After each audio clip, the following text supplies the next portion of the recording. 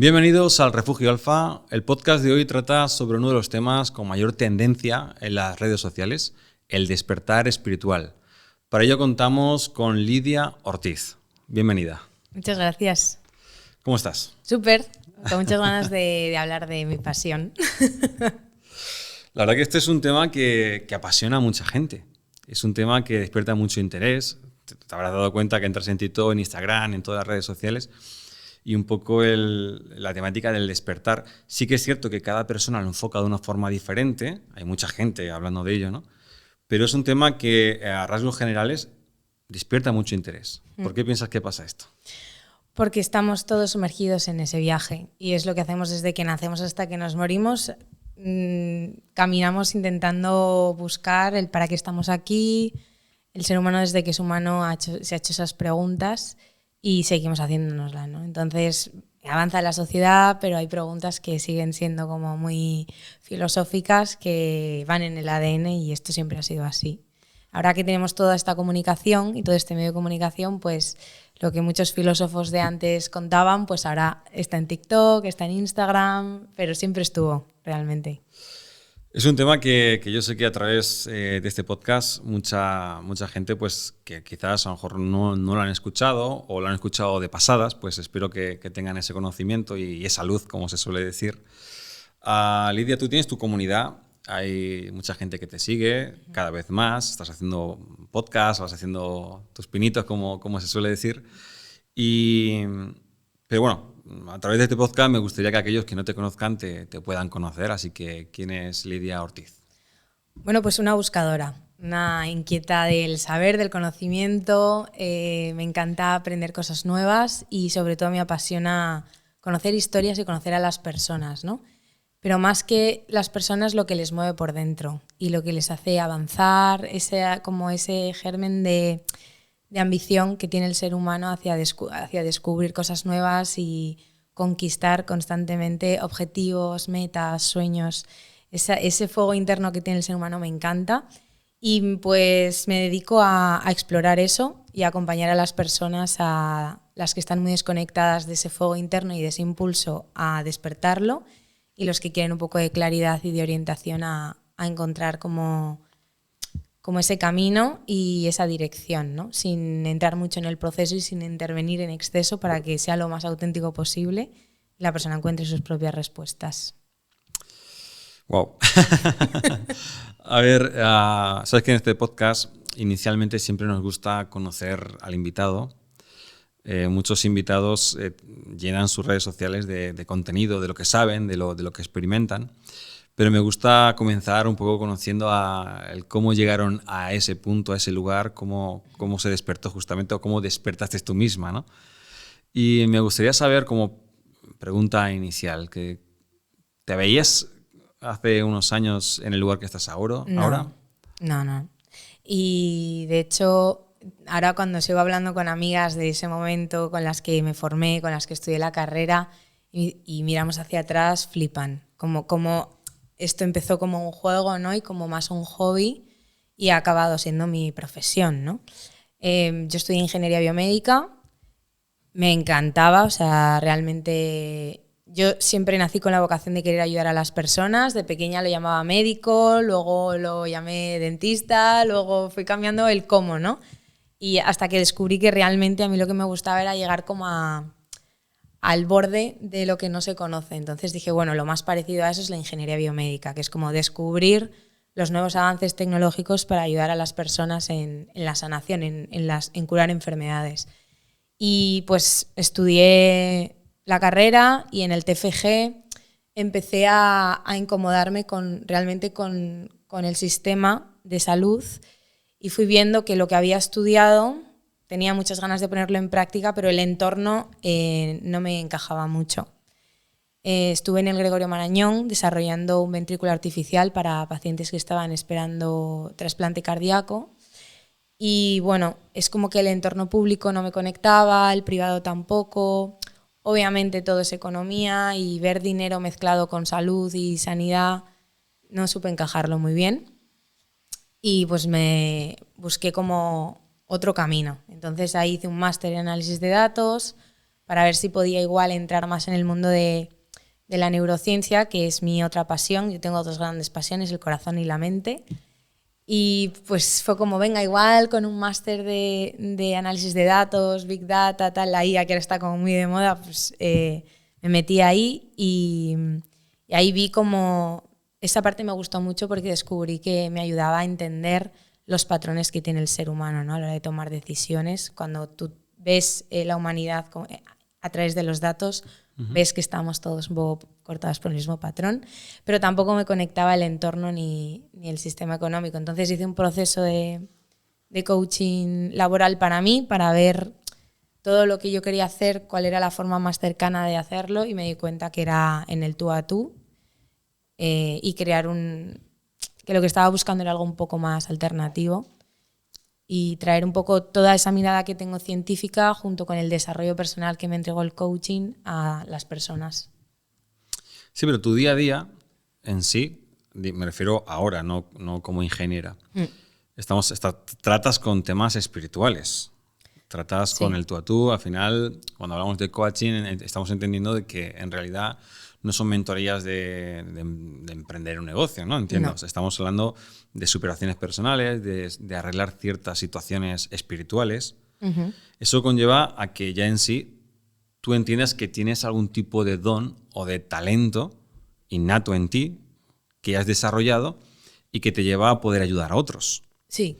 ¿Es algo que tú has sentido cuando eras pequeña? ¿Te sentías diferente? ¿Sentías que había algo en ti que te marcaba o te separaba de los demás? Sí, o sea, los libros que yo siempre leía y que captaban mi atención eran Kika Superbruja, Fairy Oak y todo este mundo místico. O sea, realmente el mundo onírico siempre estuvo dentro de mí.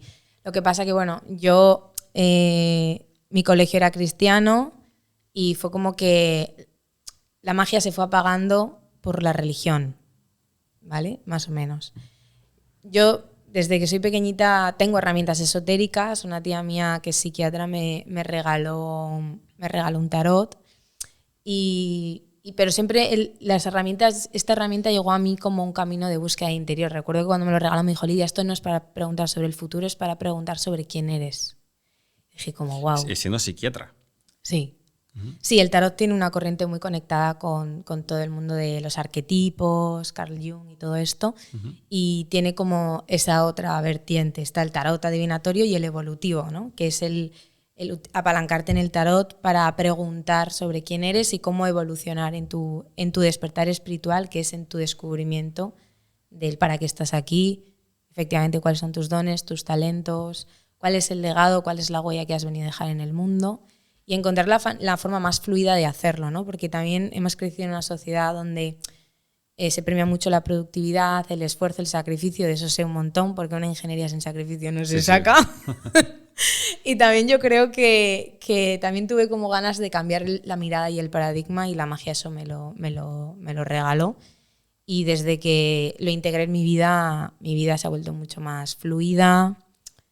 Tengo más claridad, a la hora de tomar decisiones se toman desde otro lugar, no desde el miedo a la escasez, sino desde la certeza, la intuición, y te relajas un poco en el proceso de vivir, empiezas a disfrutar un poco de la vida más, la verdad. A ver, yo siempre he tenido curiosidad porque veo muchísima gente interesada en el tarot. Cualquier programa de tarot está siempre recibiendo llamadas y cualquier tipo de... No sé, la gente tiene mucha inquietud sobre el futuro. ¿Me pasará esto? ¿No me pasará? ¿Me dejará el marido? ¿No me dejará? Yo qué sé, no sé, ese tipo de cosas. Necesito que me expliques realmente cómo funciona el tarot, porque a los ojos de una persona que no lo sabe o no lo conoce, solo ve cartas. El tarot es un mapa. Es como un cómic, realmente no es difícil leer el tarot. O sea, si cualquier persona se compra una baraja Rider-Waite que tiene dibujos en todas sus cartas y conecta como con los dibujos y se permite inventarse la respuesta, conectaría y sacaría muchísima información. Primero porque es un mapa para descubrir cómo estás por dentro. Dependiendo de tu estado de ánimo, hay un día que esa carta te va a decir una cosa y otro día que te va a decir otra. Entonces te ayuda a tener una conversación contigo mismo. Pero luego también, a medida que tú vas desarrollando maestría a la hora de leer, puedes leer distintas esferas. Puedes leer el quién soy, puedes leer quién fuiste y puedes leer hacia dónde vas.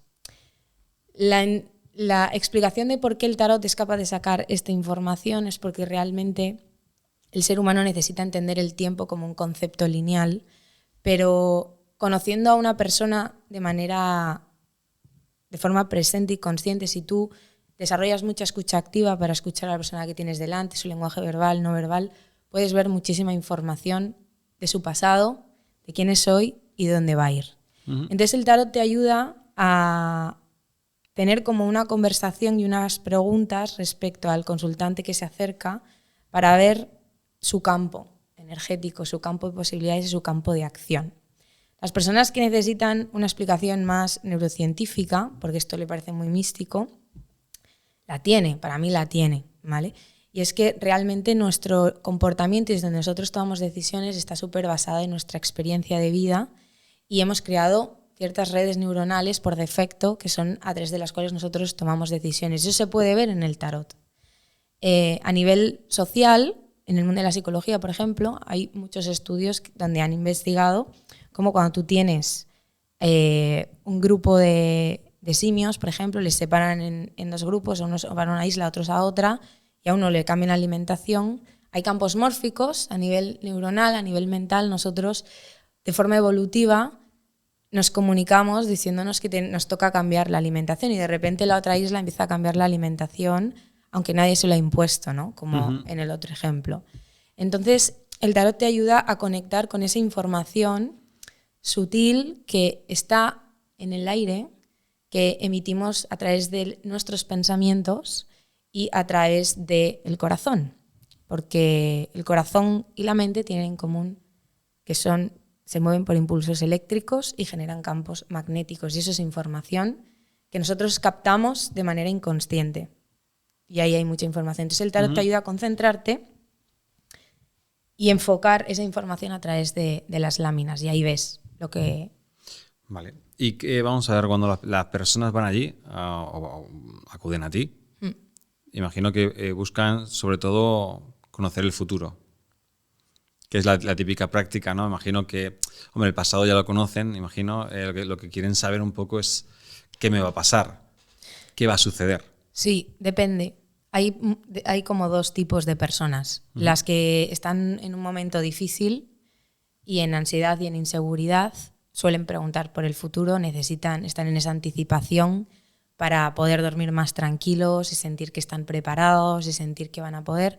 Y los que utilizan el tarot desde un punto evolutivo, que cada vez hay más gente que utiliza el tarot para tomar decisiones hoy, para explorarse a nivel profundo como una herramienta de desarrollo personal, que es más mi línea de trabajo realmente.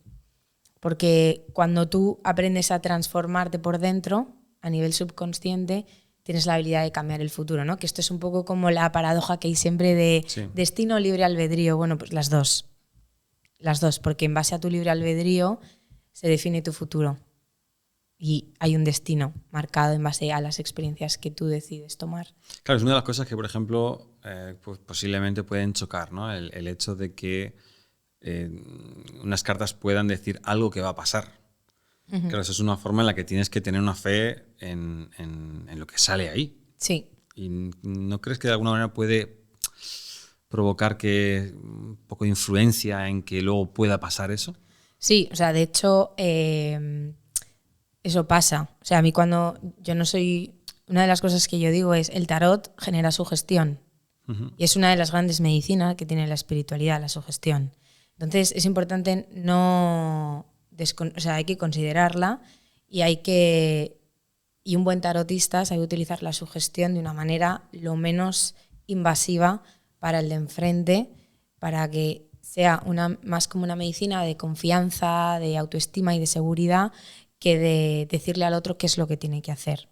Entonces es muy interesante trabajar con el tarot del revés, preguntarle a la otra persona qué ves tú, qué ve él en su futuro, para que él también pueda ver con una mirada crítica con qué mirada está viendo el mundo, ¿no? Hay muchas personas que con las mismas cartas ven destrucción, pesimismo máximo, y hay otras personas hiperoptimistas que les pones unas láminas que no son muy positivas y y ven luz donde otros solo ven negro, ¿no? Entonces eso a mí me parece mucho más poderoso y mucho más potente a la hora de trabajar que decirle a una persona lo que va a ocurrir o lo que no va a ocurrir. Yo vi en la televisión hace algún tiempo una mujer que estaba echando las cartas, se dice, ¿no? Echando las cartas del tarot. Y entonces la mujer le preguntaba si se iba a curar un familiar que estaba pasando un momento delicado de salud. Y vio algo ahí la mujer y dijo, vamos a cambiar de tema. Y no quiso decir lo que ella vio. ¿Se puede llegar a ver ese tipo de cosas? Es decir, que una persona, por ejemplo, va a morir. Sí, yo lo he visto, ¿eh? He visto a veces como la energía de la muerte.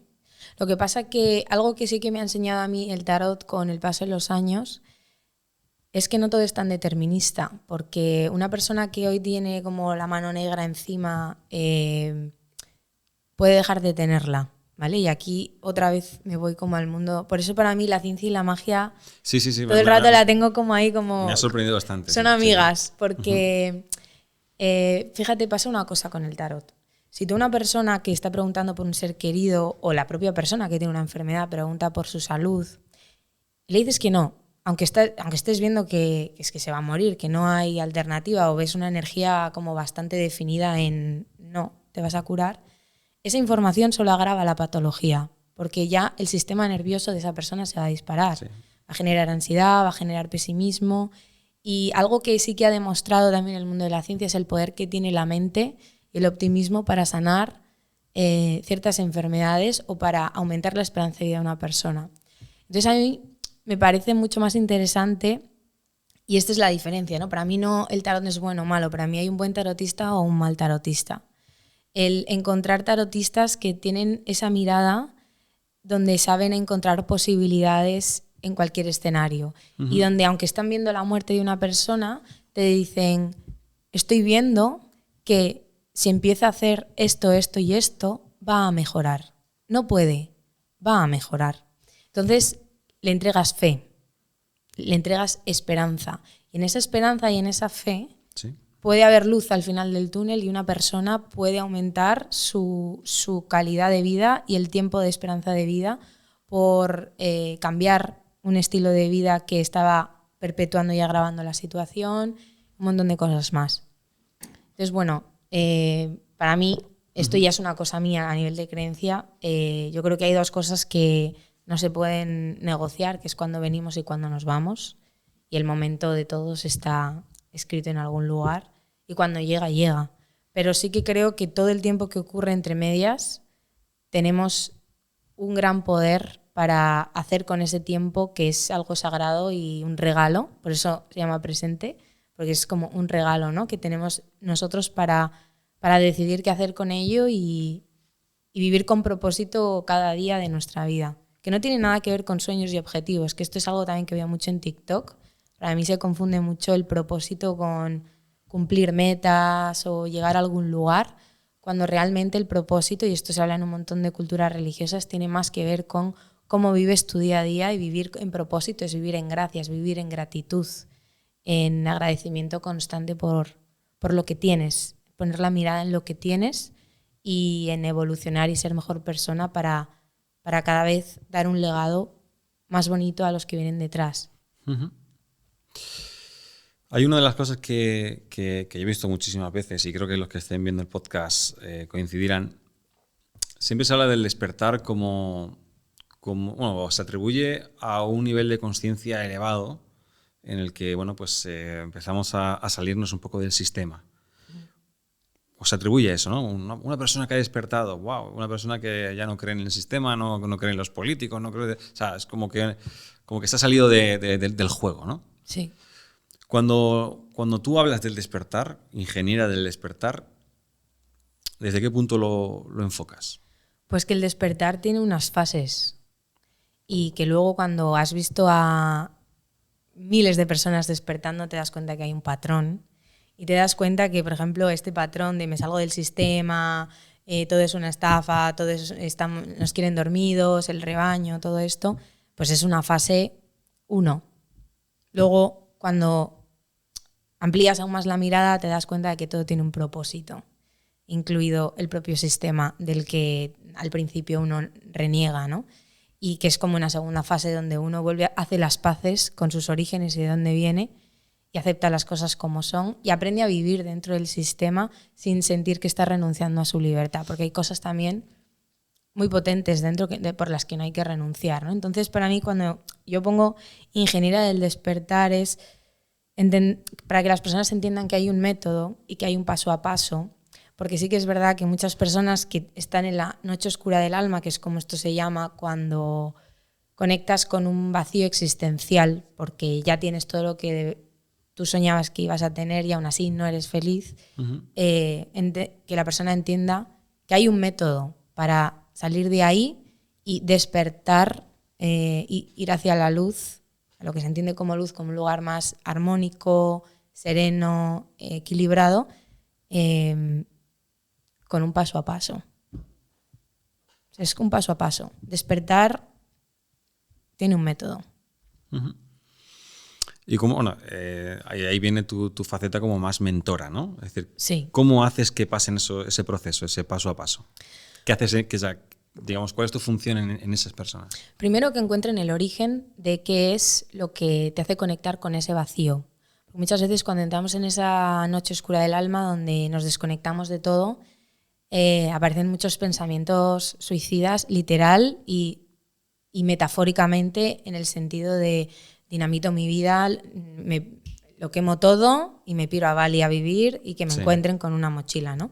Pero hay un origen donde normalmente es como la fuente de ese agujero negro que se siente y que cuando se atiende ese origen y se le pone luz y se entiende y se le pone un método y una solución, lo demás se coloca solo y uno se da cuenta que no quiere soltar todo del sistema.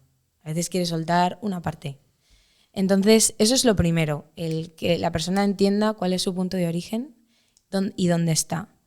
Luego es acompañarlo a ver qué vehículos tiene y qué dones tiene que le hacen sentir libre. Porque hay una frase con la que yo me creí que a mí me encanta, que es la verdad os hará libres, que aparece en la Biblia, que entendí hace poco, porque es como muchas personas buscan en caminos religiosos la verdad y no la encuentran. Es como que según qué religión una en contradice a la otra, etcétera. Hay como muchas incoherencias en el mundo espiritual dependiendo de la mirada.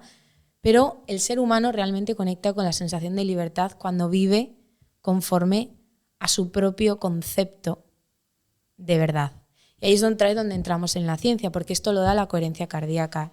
Y el corazón, dependiendo de si está haciendo algo que no quiere, que no desea hacer o no, le cambia el latido y se puede medir. Entonces, esto es a lo que yo hablo a nivel de ingeniería del despertar, hay tips, hay herramientas tangibles que van midiendo tu despertar espiritual y te van dando respuestas de hacia dónde tienes que dirigirte para conectar con esa libertad interior. Entonces, claro, igual para uno es ser madre y para otro es renunciar a la maternidad y ir de mochilera por el mundo. Claro, y cada una se va a sentir súper libre. Sí. Una, con un montón de obligaciones y de responsabilidades, va a sentir que es más libre que nunca porque es elegido, y la otra persona igual, ¿no? Entonces, bueno, ese es un poco como mi papel como mentora, traer herramientas como el tarot, la bola de cristal, el pulso cardíaco, las respiraciones, que las personas entiendan cómo cambiar sus ondas cerebrales a nivel interno para afectar el sistema endocrino, para bajar el cortisol y empezar a tomar decisiones desde un lugar como muy claro, sin duda. Yo tengo la sensación, Lidia, que estoy conociendo a la Lidia más ingeniera. ¿Tú quieres que nos pongamos muy hierbas? Pues nos ponemos muy hierbas. Es que, es la verdad, tuve la sensación, digo, estamos hablando muy científicamente hablando y yo quiero ver a la Lidia... La más hierbas. Más hierbas, vale. Lo podemos decir así. Te puedo contar anécdotas que la ciencia no puede explicar. Y quiero que la tampoco gente vea justamente esa parte de ti, la parte en la que realmente tienes ese don, esa capacidad de influir en las personas, de ayudar, porque me hablas de métodos, me hablas de formas, pero bueno, yo entiendo que una vez que te pones en el método no es un no hablamos de terapia. O sea, exacto. hay algo Sí. más allí, ¿no? Sí, hay muchas veces esos métodos, esas herramientas, pues te pueden poner en cosas muy emocionales porque la respuesta está ahí, pero también te pueden llevar a esa parte esotérica y mística donde ahí no hay explicación. Que a mí es la que más tengo atesorada. Por eso yo siempre empiezo de lo científico hacia abajo y según me vais indicando yo voy bajando y voy llegando a ese nivel. Entonces, si nos ponemos en una parte muy mística, la herramienta más mística con la que yo a día de hoy trabajo y que me sigue sorprendiendo es la bola. La bola de cristal. De hecho... Que es muy de película, ¿no? La bola de sí, cristal, la bruja, el no sé qué, tal. Sí, de hecho, la semana pasada hice un taller en Vigo y me decían los alumnos, dice, Lidia, es que no hay nadie haciendo esto. Digo, es verdad, yo sentí que me la estaba jugando un montón, porque es una herramienta donde no sabes lo que puede salir. Y yo sí que es verdad que he tenido experiencias que no puedo explicar, y la herramienta que a mí me hizo realmente creer en la parte mística y que le voló la mente a la ingeniera fue la bola. Porque en el tarot, aún de pequeña, pensaba que había una parte de inteligencia emocional que también venía en las cartas. Pero con la bola ves el futuro. O sea, ves escenas del futuro del otro. En la bola puedes ver cosas. Sí.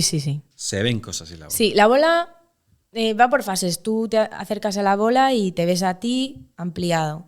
Pero en el momento en el que tú aprendes a mirar, aprendes la técnica de aprender a mirar, que es cuando aprendes a cruzar la mirada, cuando aprendes a desenfocar los contornos, se activa a nivel neuronal otra zona donde se altera la conciencia y empiezas a dejar de ver la bola, y la bola, como en las fotos y en los dibujos antiguos, se llena de humo.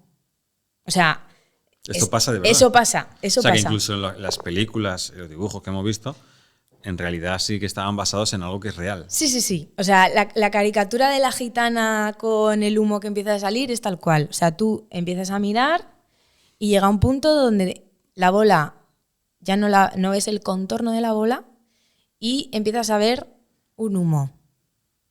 Y ya empiezas a ver como cuando miras al cielo y ves las nubes, sí.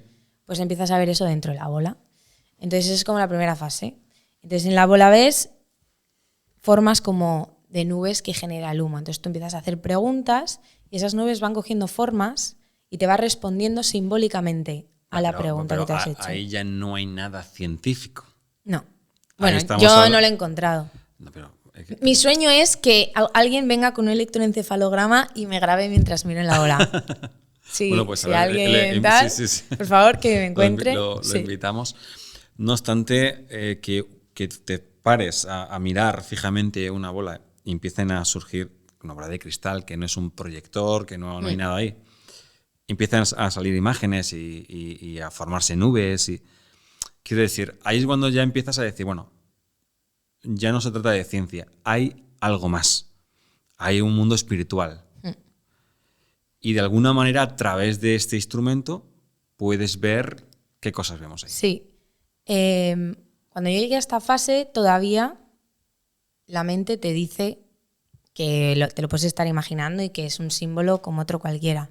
Pero hay otra segunda fase de trance, porque al final estas herramientas lo que te llevan es a un estado de concentración y de foco donde te llevan al trance. Entonces ahí es donde aparece la parte mística y donde se cruza, como en el esoterismo se llama, el velo, ¿no? Sí. Y accedes al nahual, accedes al lado oscuro, sí. Al otro lado, lo que está oculto y lo que no se ve. Y ahí ya no ves humo y ya vas directamente ves en 4K personas, caras de personas que se han ido, caras de personas que están, donde les va a pasar algo. Nunca sabes lo que te vas a encontrar cuando te asomas a mirar. Por eso el mundo de la magia para mí es un camino de coraje y de valentía, porque cuando te acercas a mirar no sabes lo que te vas a encontrar. Hubo una sesión de intervención estratégica que me puse como mis dos alter egos ahí, la magia y la ciencia, a hablar. Y la parte mágica, cuando le pregunto, ¿pero y tú por qué estás en mi vida? ¿No? ¿Por qué viniste? Y dijo, porque pediste verdad y te regalamos videncia. Entonces las personas que acceden al mundo de la videncia y se sienten atraídas por las herramientas esotéricas están buscando la verdad. Entonces tú nunca sabes cuando te asomas a la verdad qué te vas a encontrar ahí. y hay que tener mucho coraje porque luego esa información te mueve mucho el piso. A veces, claro, cuando ves de una manera muy definida una visión que vas a tener en el futuro, seguramente cambien cosas de tu presente a la hora de hacer o de accionar. Ujú. Entonces, bueno, hay que saber aprender a tener los pies en la tierra para poder asomarte a esas herramientas y no volarte, ¿no? De hecho, ese es como el arquetipo de la bruja loca. Es como Una vez que llegas allí, estar... te puedes perder, quieres Sí, decir, ¿no? sí, claro. O sea, cuando tú te acercas a la magia, es el yin, es el caos, es la oscuridad, es las posibilidades que pueden ocurrirte. Eso es lo que te muestra la ola, tus posibilidades. Y a veces tus posibilidades son chungas. Entonces, claro, cuando a ti te muestra eso, los tienes que tener muy bien puestos para no entrar en esa sugestión y el tomar esa información hacia algo evolutivo. Lidia, igual que existe el bien, existe el mal. Sí. Igual que existe el yin, existe el yang. Energías positivas, energías negativas, la luz, las tinieblas, siempre se ha dicho, ¿no? Sí. Hablas de valentía, hablas de asomarte a lo oscuro. Sí. ¿No te ha dado miedo, de alguna manera, cruzar una línea en la que no te estés adentrando a la luz, sino realmente a la oscuridad?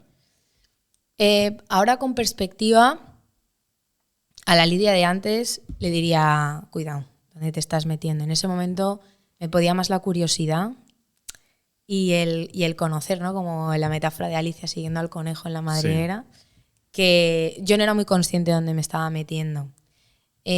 Vas aprendiendo en el proceso de la alta magia y de trabajar con la magia. Pero sí que hay un punto donde si no le pierdes el miedo al oscuro y a lo malo, te atrapa. O sea, donde la oscuridad gana la luz es en el miedo, realmente. Entonces, hay un punto donde te tienes que apalancar y tener claro cuáles son tus dones, tus herramientas de poder, que esto se llama en el chamanismo las herramientas de poder, para afrontar cuando llega la oscuridad.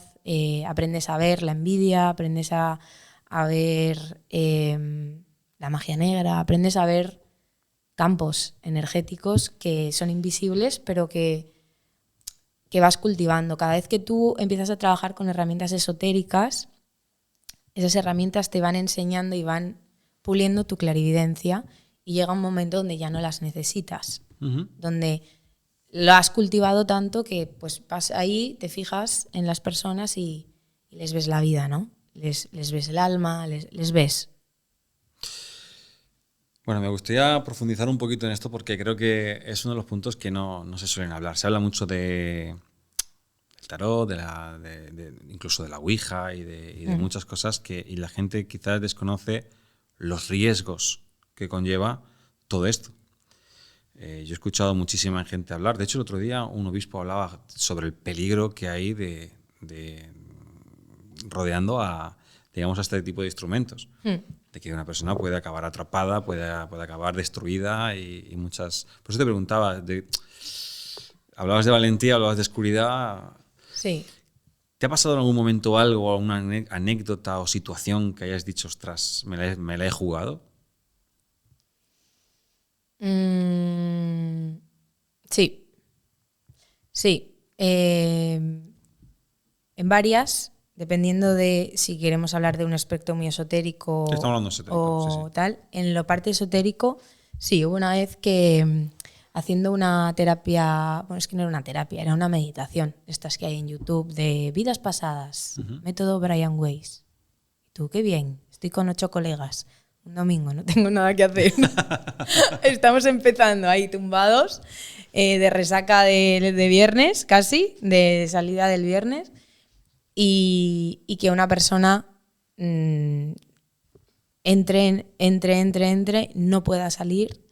Y llegué a un punto donde al principio lo más que nos asustaba era como, bueno, esta persona está como que atrapada en la visión, no puede salir, ya saldrá, pero la cosa se puso chunga porque hubo un punto donde ya se le metió algo dentro. Le cambió la voz, le cambió la cara. Fue una posesión. Sí, sí. Le cambió la voz, le cambió la cara, ojeras muy negras. Era otra persona. Y quería quemar la casa, literal. O sea, no paraba de buscar las velas. Corporalmente también, cuando hay este tipo de posesiones o de descontrol interno, la persona tiene mucha fuerza. Yo no podía con ella, estaba ahí su pareja que más o menos pudo medio contener o reducir la situación, pero sí, lo pasamos realmente mal.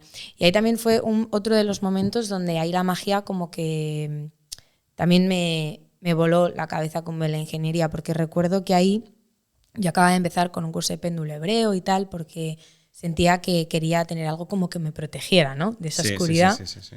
Y claro, era lo único que tenía a mano, entonces fui a por el péndulo y le puse la etiqueta que había que poner en esos casos. Yo con toda mi fe de esta es la etiqueta, tal, todo el protocolo, todo con una abordaje súper mental. Sí. Y de repente flipé porque el péndulo empezó a tener un movimiento que no era armónico simple, que es el movimiento que tiene un péndulo a nivel físico. Y claro, tipo películas Expediente Warren, ¿sabes? Y ya cuando ves a ver el péndulo que te pesa, que flipas la mano, que tira de ti, que está teniendo movimientos que no son normales, ahí dices, hay cosas que pueden pasar donde pasas miedo. Eso es lo máximo, también te digo, en ese sentido. Luego también donde he sentido yo miedo físico mío personal. Luego ha habido otros momentos donde también he sentido momentos de tragar saliva, donde yo estaba bien, pero de repente muchas personas no estaban bien. Y con disociaciones, como con brotes psicóticos y cosas así, en simultáneo. Y de repente como si se contagiaran unas a otras, ¿sabes? Y compartiendo la visión, que eso es algo que están en otro sitio. Están en otro sitio y es como ven lo mismo, entre ellos se completan la información, es como que si vas hablando con cada uno por separado, tienes la película al completo. ¿Has llegado a hablar con, por ejemplo, una persona que está en esa situación? ¿Hay algo ahí que no es tu amigo, que no es la persona que tienes delante? Sí. ¿Has llegado a hablar con ese ser? Con esa... Sí, de hecho hay ciertas técnicas que se utilizan a nivel energético para distraer la atención de esa entidad mientras otra persona interviene y como que la saca, ¿no? Uh-huh. Entonces también hay un punto donde hay que hablar con ese ser para ver por dónde ha entrado, para que no vuelva a entrar y entender el mecanismo de cómo ha entrado y cómo ha funcionado. Y bajo tu punto de vista, ¿qué era o quién era la persona o el ser? Aquí no te puedo decir mucho porque nunca he llegado a tener conversaciones tipo... No tengo ninguna experiencia como decirte, me dio un nombre, busqué el nombre y era el nombre de alguien fallecido. Nunca he tenido esa experiencia. Sí que las personas que tenían como esas posesiones tenían afinidad con algún bloqueo emocional que ellos estaban teniendo a nivel real en su vida. Es como si nuestros miedos, nuestros bloqueos y nuestras heridas fueran las puertas de entrada o nuestras heridas por donde te puedes infectar, ¿no? Por donde entran. Entonces, personas que, por ejemplo, tienden a ser iracundas, el demonio o la entidad que suele entrar es iracundo. Personas... Es que ahora has nombrado demonio. Sí. Es decir, que no era una persona que haya fallecido, más bien era una entidad negativa. A ver, estamos hablando en el contexto de cuando esa persona lo que tiene dentro atenta contra su salud, uh-huh. Que son las experiencias que te estoy contando. Sí que ha habido otras veces que yo misma he sentido como una entidad entra en mí y habla a través de mí, pero no siento que es nada malo, es como un mensaje, ¿sabes? Es como uh-huh. Que usas un lenguaje que no es tuyo, un tono de voz que dices, yo no lo habría explicado así, y entonces das el mensaje y ya está. Pero es consciente. Sí, es consciente. Tú no pierdes el control de ti mismo, ¿no? La movida es cuando empiezas a perder el control y esa persona, de hecho, cuando despierta, no se acuerda de nada. No se acuerdan de nada, sí. Es como si hubieran tenido un brote psicótico. Lo que pasa es que dura muchísimo menos tiempo. Y no hay como aviso previo.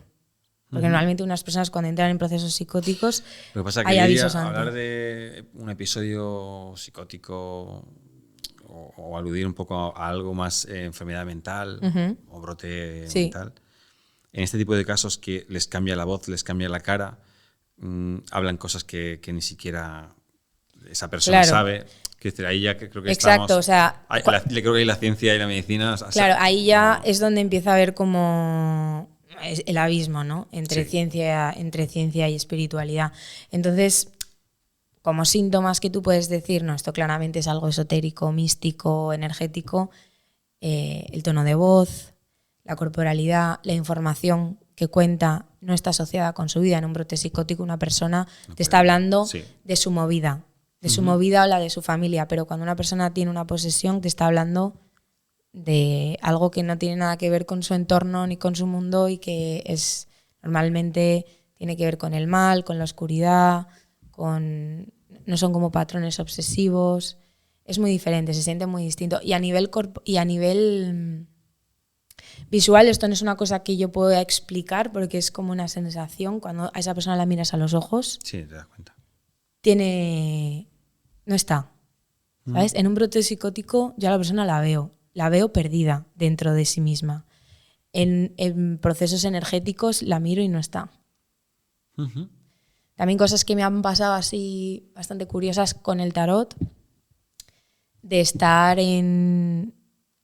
Perdona, yo creo que en este punto, creo que tú recomendarías a alguien que practicara eso en su casa.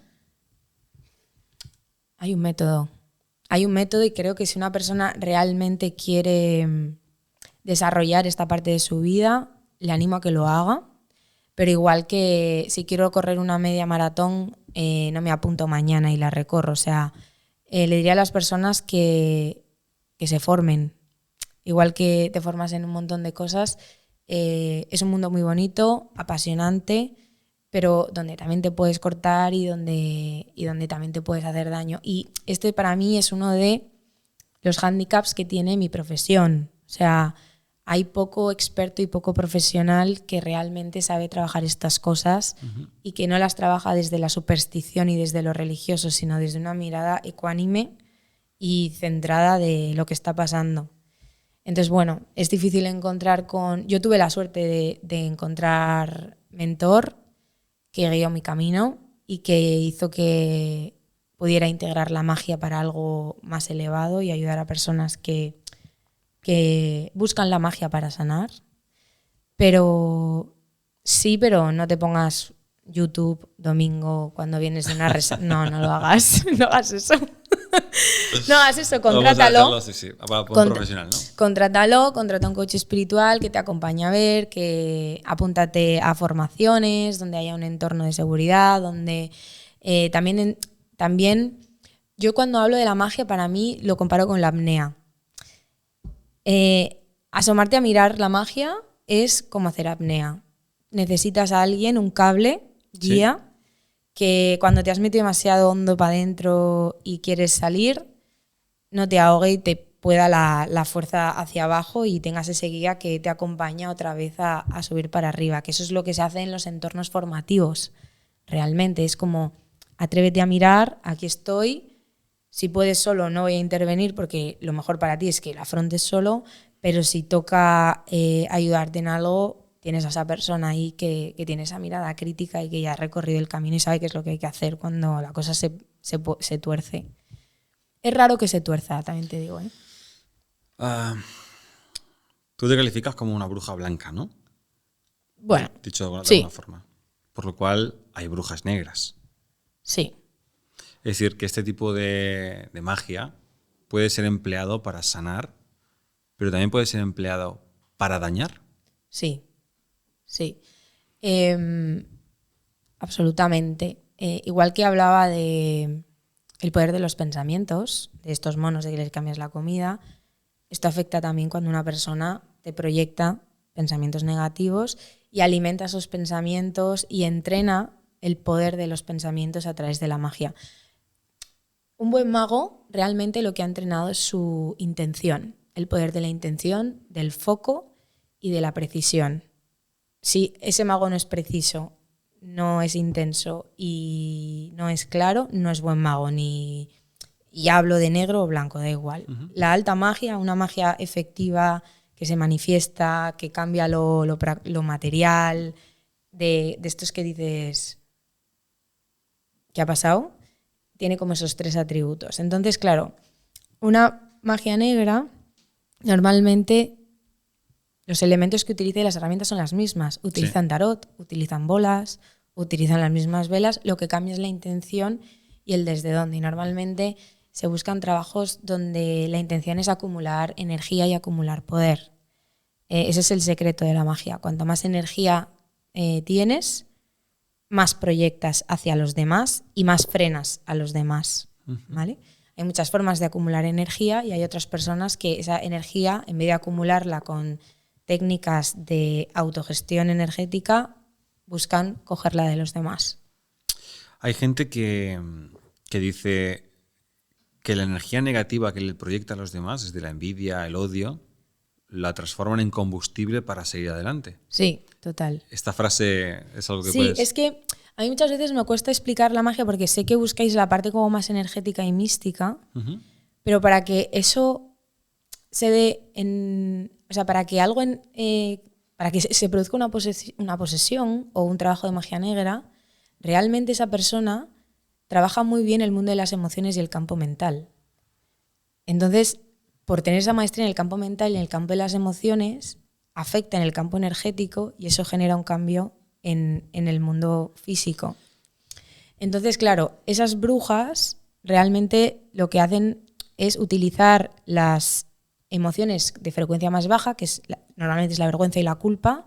Esas son las personas más vulnerables. O sea, si quieres estar lo más protegido ante magia negra, vergüenza y culpa fuera, y luego la envidia. Esas 3 suelen ser como puertas de entrada, que suele ser a lo que va la gente a estas brujas. Típico de me ha dejado mi ex, hazle que vuelva, el apego, está con la otra, mándale algo con la otra, no sé, cosas de este estilo. A mí es que estas cosas me dan un poco de pereza. Pero van por ahí. O sea, tiene que ir el combustible, son las emociones de esa persona. Y luego la sugestión, porque la magia negra lo que hace es desempoderar mucho a la persona que acude a una sesión de magia negra. Está la bruja de magia negra, pero luego la persona que pide el trabajo. Y la persona que pide el trabajo es una persona que está en oscuridad, o sea, que está poseída por la pena, la melancolía, personas que todavía no han trascendido el duelo y quieren hablar con la persona que se ha trascendido. Hay mediums oscuros, hay mediums que traen mensajes y lo único que hacen es perpetuar el dolor de la persona que por dinero, normalmente. Y luego están los mediums que a través de ese trabajo de mediumnidad ayudan a la persona a trascender el duelo y a soltar al muerto, ¿no? Y a no necesitar volver a hablar con él, porque ya ha aceptado que su tiempo ha terminado. Entonces es el desde donde ayudas y el impacto que tienes en el otro. El otro día una amiga me decía, acumulo mucha mala energía. Tengo contracturas, estoy como muy presionada y ella lo atribuía quizás a lo que otros proyectaban en ella. ¿Esto es así? Sí. Hay personas más sensitivas a esto que otras. Esto se puede ver muy bien en la carta astral y en el diseño humano, porque es una herramienta que se apoya en la carta astral. Y yo creo que muchísima gente también percibe esto. Ostras, seguro que me están echando la negra. Sí. ¿Verdad? Y hay mucha gente que lo sueña.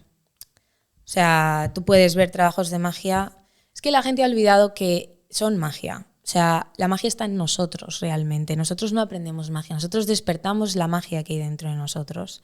Entonces, cuando nosotros damos espacio a que la magia existe, y no solo existe fuera, existe dentro, uno empieza a escribir lo que sueña, a tener sus sueños más en consideración, a empezar a escuchar más el intestino cuando se le retuerce las tripas y se le acerca a alguien, o cuando ve a alguien y se le para así como el corazón y le hace como así, o cuando de repente empiezas a escuchar a tu cuerpo y te das cuenta de por qué siempre en la misma reunión familiar te acercas siempre al de siempre y te alejas siempre del mismo.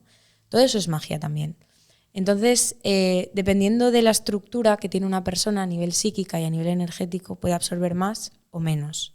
Depende del elemento que tenga en su carta astral de agua. Si tú miras en tu carta astral los 4 elementos principales de los que estamos compuestos, el agua es ese principio magnético que tenemos todos. Hay gente que lo tiene muy acentuado. Esto es típico de las personas altamente sensibles, que se saturan un montón en sitios que son muy estridentes, donde toda la información está como en exceso, ¿no? Entonces también se saturan y se densifican con personas que son muy intensas, o si una persona se enfada, esas personas que son más sensitivas se les pega el enfado del otro y como que les baja y les jala la energía. Entonces hay técnicas, es una de las también de las cosas por las que más gente viene a consulta, para aprender a vivir sin sentir que el entorno le baja la energía. Pasa mucho también con la familia.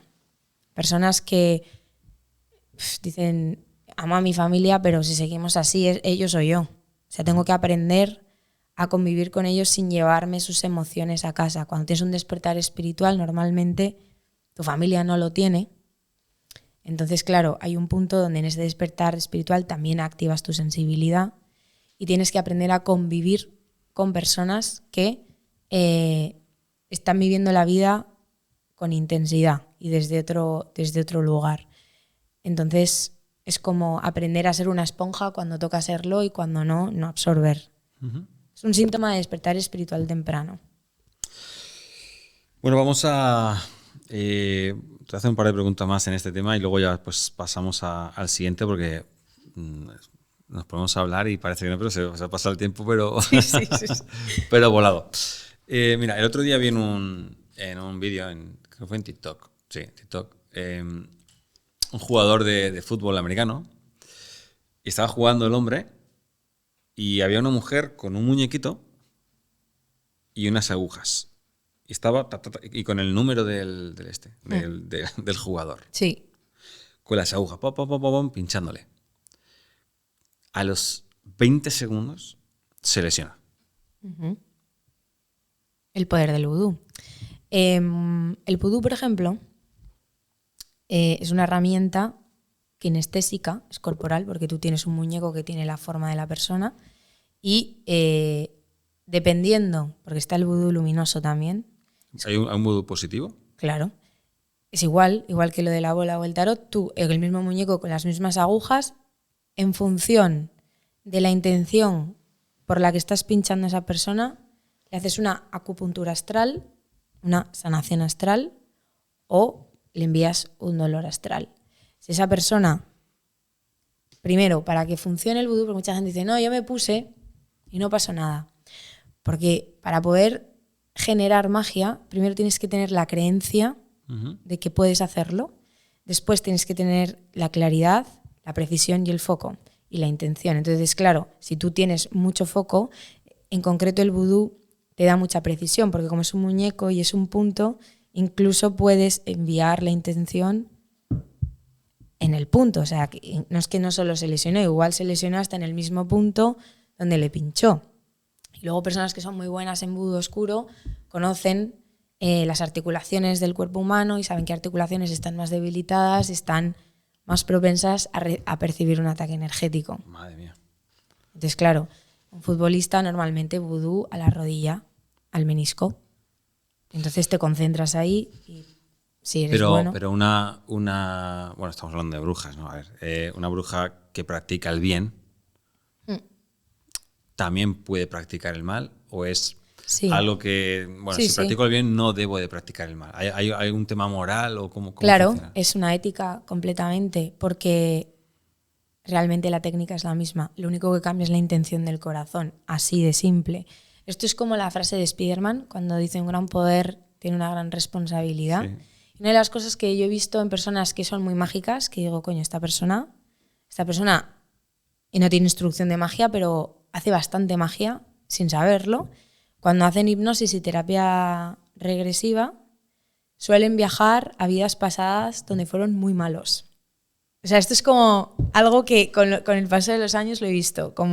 Es como si ya te hubieran como si su dharma en esta vida fuera compensar todo el daño causado, pero tienen eso en común en el subconsciente, como saben que tienen ese poder de influencia sobre los demás. Y ese también es un poco el camino arquetípico de la magia, si lo vemos en las películas, ¿no? El Señor de los Anillos, Gandalf, el brujo blanco, el brujo negro. Al principio eran amigos, pero luego de repente uno de los dos se corrompe. Sí. Entonces, el punto que corrompe a una bruja es el poder.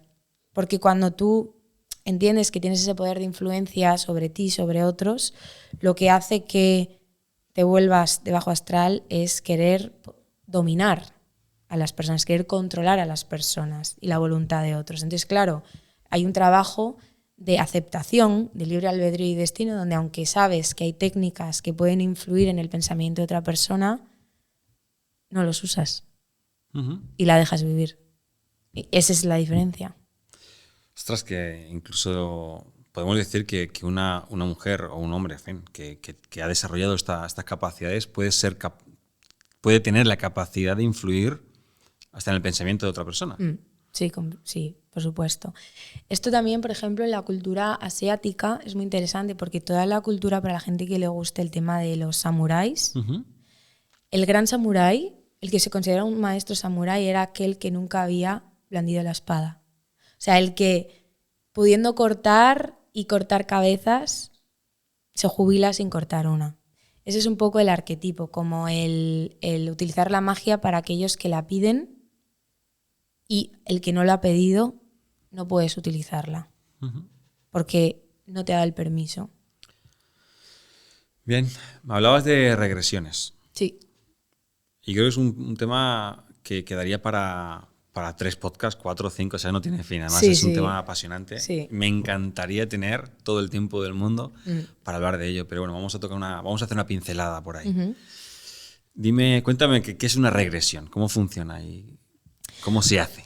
Pues una regresión es una experiencia muy chula, muy vivencial, o sea, donde estás ahí físicamente, táctil, temperatura, olor, y donde haces un viaje al pasado, ¿vale? En el concepto de terapia regresiva ya pues trascendemos a vidas pasadas, ¿no? Entonces se utilizan para sanar bloqueos emocionales, psíquicos o energéticos que una persona trae de vidas anteriores. Por lo cual ya estamos asentando la reencarnación. Sí, sí. O sea, vidas pasadas, reencarnación. Si no, no tendría sentido. Entonces, las personas se ven viviendo en otras épocas, y en otras épocas ven también, otra cosa que se ve mucho en las regresiones es la familia del alma. Es como el concepto de que nosotros venimos a encarnar en grupos donde tu madre fue tu novia en otra vida, o fue tu mejor amiga, o fue tu mejor amigo, y donde las almas hacen pactos para ayudarse a evolucionar y ampliar su conciencia en distintas vidas. Entonces, a veces se hacen muchas sanaciones relacionales porque tengo un bloqueo con esta persona, no sé qué pasa, no me ha hecho nada, todo bien, pero hay algo que no fluye y no tengo más remedio que solucionar esto, porque es algo también que se utiliza mucho para trabajar temas familiares. Y lo ves como pues en otra vida esa fue la persona que te mató, o fue la culpable de esa muerte, o entonces llevas al alma a recoger la energía que quedó como ahí atrapada.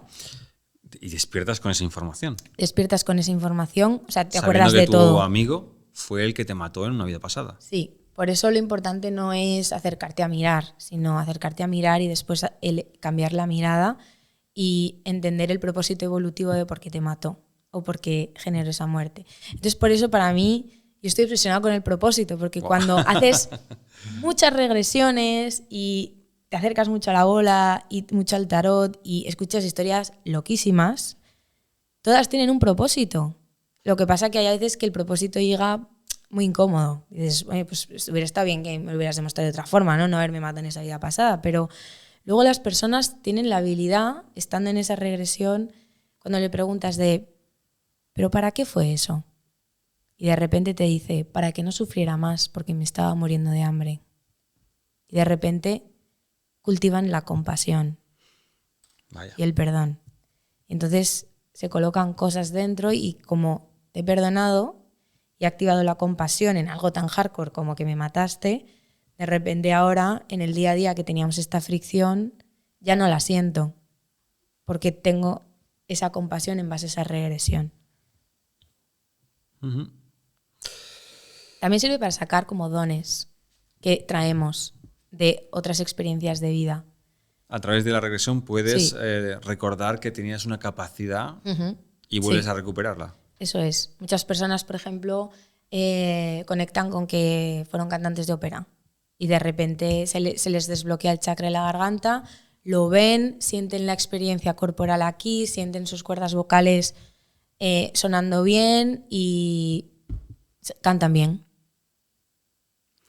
Aunque tenga otro cuerpo, al final son otras cuerdas vocales, son otras... No, pero conectan con la sensación del vibrato, de la armonía vocal y de repente cantan bien. Tremendo.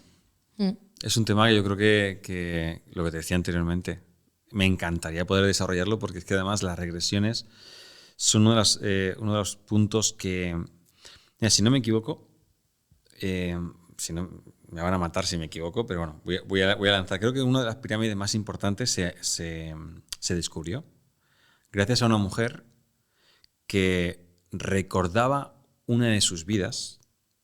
Es historia, ¿eh? Lo que no recuerdo qué pirámide fue, pero está ahí. Entonces habló con los arqueólogos y les dijo, tienes que excavar ahí. Y ahí vais a encontrar... Es telemetría. Vais a encontrar un jardín, o sea, una especie de paseo, por donde yo paseaba. Y donde estáis excavando, ahí no vais a encontrar nada. Tenéis que excavar allá. Y gracias a todas sus indicaciones, encontraron unos temas históricos tremendos. Y no se ha podido explicar el por qué ni el cómo, pero bueno, ahí está. Sí, hay muchos casos de estos, ¿eh? Y esto pues, no se dice, pero el CSI tiene brujas que trabajan a nivel intuitivo y trabajan con telemetría, con radiestesia, con péndulos, para buscar cuerpos que los típicos casos que llevan años sin descubrirse, pues a muchos les dan... Yo conozco gente cercana con que he hablado de esto, de Lidia, me metieron en un coche, obviamente antifaz, cristales tintados, no tenía ni idea de dónde estaba, me dieron 1.000 millones de vueltas por Madrid y estoy sentada en una mesa canalizando para ver si descubría el cuerpo de... ¿El CNI utiliza a brujas para sus investigaciones? A mí me han dicho que sí, a mí no me han llamado todavía. Por favor, si es así, llamarme.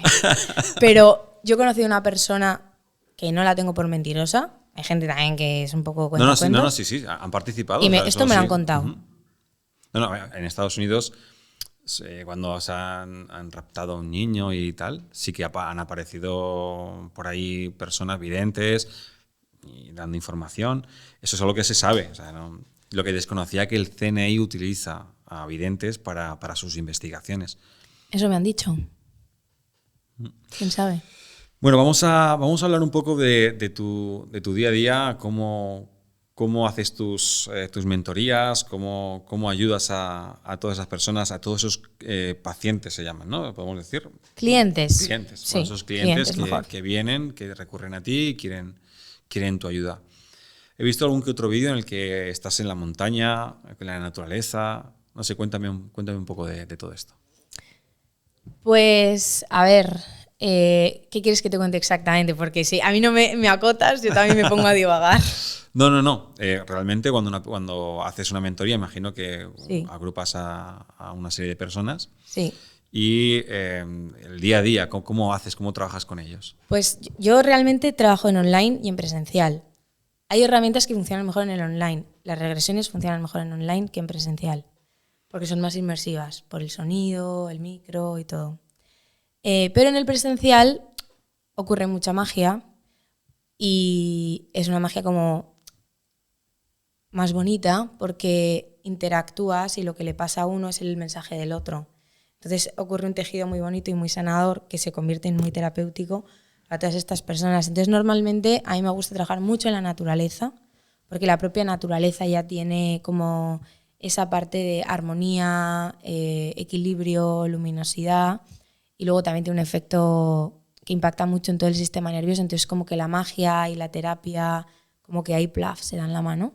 Y luego pues la parte formativa, la magia es bastante todoterreno, se adapta mucho a todos los formatos. Este año he tenido la suerte de poder experimentar como en un montón de formatos distintos, en eventos súper grandes, en hoteles con 6 personas, en el campo. O sea, cuando te abres para compartirla desde un lugar humilde, suceden cosas muy bonitas. Y igual, cosas muy esotéricas que no tienen como mucha explicación.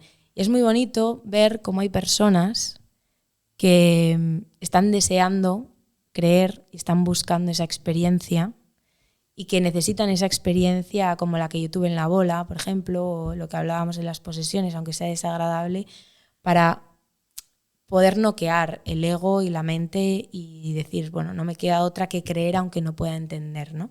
Uh-huh. Entonces, normalmente lo que hacemos es contar poco de quiénes somos y irlo descubriendo en los propios retiros, en las propias formaciones, las personas que analizan al que tienen enfrente. Entonces la magia, uno empieza a creer la magia cuando la información llega después. Cuando el otro día, por ejemplo, en la formación de bola de cristal, pues una persona vio como un dibujo así, ¿no? Ella, cuando estás aprendiendo a leer, normalmente intentas poner explicaciones para no fallar, pero normalmente el truco es no generar explicaciones, es describir tal cual lo que estás viendo. Y al final lo que estaba canalizando fue cuando a esa persona le pintaron las mamas por una operación de pecho, ¿no? Y fue como, sí, me pintaron y me pintaron por arriba, por esto, no sé qué. Entonces, claro, pasan cosas muy bonitas porque las personas se van descubriendo de una forma muy íntima y muy profunda sin presentación. Y jugamos también mucho, a mí me gusta jugar mucho con el formato escape room, porque para mí es fundamental discernir entre ilusionismo y magia. Entonces juego mucho con cosas que estaban preparadas, que se sienten como mágicas, pero es un truco de magia, es ilusionismo. Entonces las personas aprenden a través, mientras juegan durante esos 4 o 5 días en ese formato, a discernir... 4 o 5 días, o sea, que al final son... Sí. Es una salida importante, vaya. Sí, para que tú puedas empezar a ver así intensamente, día y medio hasta que la cabeza se rinde y entra en el juego. Sí. Es muy inmersivo. Juego mucho con el viaje en el tiempo para entrar en esta metáfora de ¿y si existiera la magia? ¿Y si esto fuera un viaje? Tal. Entonces, claro, llega un momento donde la gente empieza a jugar y se empieza a inventar. Bueno, muchas veces me dicen, Lía, ¿cómo me lo estoy inventando o es así? Digo, bueno, ¿qué más da? Invéntatelo. Si te tuvieras que inventar algo, ¿qué te inventarías? Y entonces, macho, la clavan. Y entonces ahí llega la sorpresa, ¿no? De ostras, esta ha sido una información súper precisa, súper concreta, nada genérica. Y ¿desde cuándo tengo esto yo aquí, no? Pues desde que te das el permiso. Entonces sí, necesito como un día y medio hasta que la mente entra en ese juego de viaje en el tiempo, de brujas y magos, y se empieza a creer una bruja ficticiamente y entonces ya la magia aparece. Cuéntame, porque imagino que claro, estas mentorías tienen un resultado. Uh-huh. Imagino que tienes alguna anécdota de algún cliente que te haya dicho, Lidia, esto ha servido para que yo cambie en esto o he conseguido tal cosa, imagínate. Normalmente el cambio es que se dedican a esto. O sea, se enamoran tanto que quieren dedicarse a esto. Quieren seguir enganchados a... Sí, porque cuando tú conectas con tu pasión y te faltan las horas para aprender, para explorar, para indagar, para ayudar, la forma de estar en propósito constante es dedicándote a ello. Uh-huh. Entonces, normalmente el resultado es que acaban cogiendo toda esa experiencia y esa magia y llevándola al mundo y acercándoselo a las personas para ayudarlas a sanar y también en ese despertar espiritual. Y es muy bonito, ¿no? Es ver la cadena, como el efecto mariposa. Hay quienes lo consiguen llevar lejos, hay personas que más en su círculo cercano, pero todas ya la magia no se va. Es como una vez que la magia toca tu vida, se queda contigo para siempre. Bueno, Lidia, realmente me encantaría continuar con este y mucho más temas. El tiempo se nos ha volado Oh, y, y, y me encantaría hacer otro podcast contigo. genial, a mí me encanta. A mí me ha encantado el tema y sé que bueno, pues hay muchos temas y los que están en casa dicen, ostras, me gustaría que hablaran de viajes astrales, no sé, hablar de experiencias, de esto. Pero lo podemos dejar para un segundo podcast y les dejamos con las ganas de hablar de todo esto. Y bueno, no quisiera terminar sin preguntarte qué proyectos tienes, dónde te podemos encontrar. Pues me podéis encontrar en Instagram, en Lidia Ortiz de Zárate, todo junto. Y proyectos, pues ahora mismo este año, como has dicho al principio, estoy mucho en compartir el mensaje y en animar al máximo número de personas posibles a que vivan esta experiencia inmersiva de juego, de magia, de viajes en el tiempo. Uh-huh. Porque yo estoy creando una escuela de magia. De momento es virtual, pero sé, y lo vi en una visión, que llegará el partner, llegará el dinero, la financiación privada para que sea físico. Y mi objetivo y mi misión de vida es crear Hogwarts aquí, sí, y con un enfoque hacia el desarrollo personal y hacia ayudar a las personas que buscan algo un poco más alternativo para sanar porque han conectado con algún tope y poder regalar esas experiencias a las personas de una forma divertida y a través del juego, a través de lo inmersivo y que también sea lúdico, ¿no? Así que ese es como mi proyecto y mi misión y avalado por la ciencia. Creo que no podemos medir lo que pasa en la bola y lo que yo vi, ni puedo medir a esas posesiones que yo he vivido y he presenciado, pero sí podemos medir lo que pasa en el cerebro y en el cuerpo de una persona cuando está viviendo ese viaje. Y para mí es información suficiente como para generar debate. Así que ese es como mi sueño realmente. Pues Lidia, muchas gracias por venir a Refugio Alfa. Este es tu refugio y puedes volver cuando quieras. Espero que sea pronto. Muchas gracias, claro que sí. Gracias. Aquí estaré. Muchas gracias.